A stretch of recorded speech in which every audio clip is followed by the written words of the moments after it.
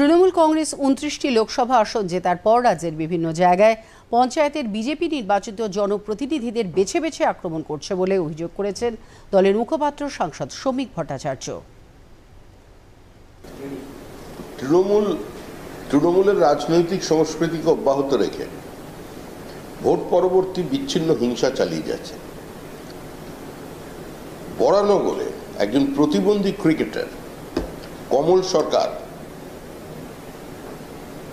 তাকে শারীরিকভাবে নিগৃহীত করা হলো, ব্যাপক মারধর করা হলো। তার একমাত্র অপরাধ হলো তিনি প্রকাশ্যে বিজেপির প্ল্যাকার্ড ধরেছিলেন, বিজেপিকে ভোট দেওয়ার আহ্বান জানিয়েছিলেন। কোচবিহারে মাথাভাঙা ব্লক, সেখানে বিজেপি পরিচালিত পঞ্চায়েত, সে অফিসে তালা দিয়ে দেওয়া হচ্ছে। বিভিন্ন জায়গায় পঞ্চায়েতের যারা নির্বাচিত জনপ্রতিনিধি আছে তাদের বাড়িতে পুলিশকে সঙ্গে নিয়ে হামলা চালানো হচ্ছে। জায়গায় জায়গায় পঞ্চায়েতের খেলা দখলতে নেমে পড়েছে পুলিশ, পুলিশের সঙ্গে তৃণমূল বাহিনী।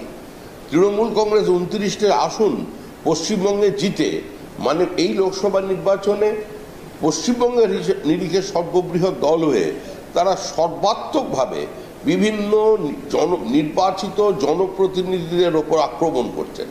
যেখানে যেখানে বিজেপি বুথে লিড পেয়েছে, আজকে পরিকল্পিতভাবে তাদের পরিষ্কার বলে দেওয়া হচ্ছে এখানে কোনোদিন জল পাওয়া যাবে না, এখানে রাস্তা করা যাবে না, তোমাদের লক্ষ্মীর ভাণ্ডার বা অন্যান্য যে টাকা পয়সা পাও সে সমস্ত টাকা বন্ধ হয়ে যাবে।